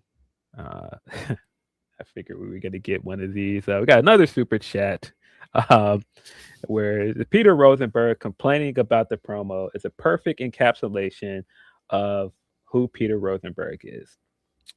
Um, Obviously, I disagreed. Yes. But at the same time, I'm not shocked that that was his response because he's not he's not the most avid AEW watcher, and he's not like the target audience. Mm-mm. If you watch AEW regularly and you understand the story they're telling and you understand Mox as a character, then this promo made sense. If you don't, if you're kind of in and out, you peek in every now and then, and you're not a big fan of the Death Rider stuff, you're not gonna get it. It's just kind of ironic, maybe using the word, to be a big WWE fan and be like, move it along on a show. Like, dog, they never move it along. What are you talking about? Yeah, look, if you're just like this show is long, and now you're just gonna throw this promo in the middle of there. What does this have to do with anything? I think you just missed the point. Yeah. And sometimes people miss the point. It is what it is. Like, This babbling promo, and I was like, that yeah, wasn't. Did you listen to the promo, or are you just talking? he's just wrong. And then he tried to double down and say, "Is there a Death Rider story?" And like I said, you're just wrong. It's just this is an uninformed take, and it's fine. Dude, when I saw him do the Death Riders have a story, I was like, all right, he's just talking. The whole year-long story we've been building up to this point, like, come on, dog, like, cut it out. He's telling a story in the promo that you're talking about, but they don't have a story. I'm like, all right, you guys. Yeah, I don't want to make this the dunk on Rosenberg thing, but you got to read the room, and this is what I was talking about before when we talked last week. Like, regardless of what you think of this promo, if you think these shows are too long, you work for WWE. You're on the panels on their post show. You are a commentator for one of their shows. It doesn't matter if your opinion has merit. Some people are just going to see this as somebody over there that works for another company trashing AEW, especially when you didn't tweet anything else that was remotely positive. Even if you like the show, this is the first thing people are going to see, and you just painted a target on your back. Just probably not the best idea, but if you know anything about Rosenberg and his time at Hot 97 and all these other things, and his well talked about beef with like Vlad and academics and all these other people, this is pretty in line with like how he sometimes doesn't read the room. Mm-hmm. His stuff with Joe, this is exactly kind of stuff he would do. he routinely puts his foot in his mouth, and I don't think he's a bad guy. I just think I probably shouldn't have said that. Like, that's not the way. And then to double down on this, like, you could just not. It's cool. Again, we said it before. I think a pod with Pete would be pretty good. A pod with Pete, is that? Listen, he's been seeing a lot in hip hop. That's all I'm thinking about. Yeah. Yeah, but then it turned into what it always happens, where everybody starts dunking on somebody, and then that becomes the whole thing, and it's like, yeah, that's just the day. Yeah, I feel you guys, but yeah, that was AEW Worlds End. I think I got all of our super chats. Sorry, we have one more. We got one from Lemon Shocker. He says, poetic for MJF and Chris to be world champions in AEW. Yes, two Creative Pro alumni. I think that's dope. And really what this company represented from the beginning of building up like indie wrestlers that weren't as visible in the scene and giving them a place to wrestle on cable television. Really, really cool to see. Homegrown stars, man. I'll never be mad at somebody we saw on the first episode of Dynamite as some punk kid being the world champion. Like, that is amazing. Feet with Pete is crazy. Why is that? Because you said pod with Pete, and I said he routinely puts his foot in his mouth. Oh, gotcha. Feet with Pete is wild, bro. Feet with Pete is crazy, bro. This show is over.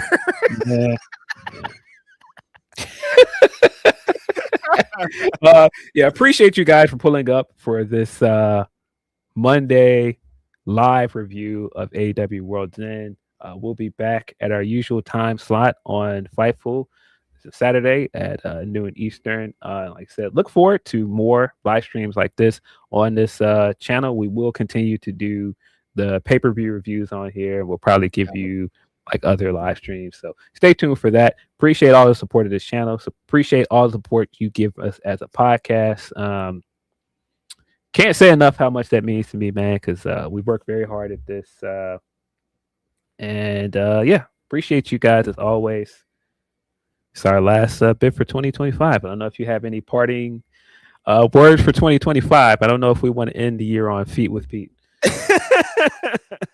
No, we've been appreciating you guys' support, especially on the Grapsody YouTube page. It's been amazing. And yeah, more streams coming, more watch alongs, more stuff on this page. I just want to say Happy New Year to everybody, man. Y'all have been so amazing supporting us for all of our time in Grapsody, but you guys are always showing up on Saturdays, always showing up to kick it with us. So thank you guys. Happy New Year's. I hope, what are New Year's traditions? I hope you follow them. I hope you follow your New Year's resolutions. I love y'all. Thank you. Yeah, people make black eyed peas and like cabbage.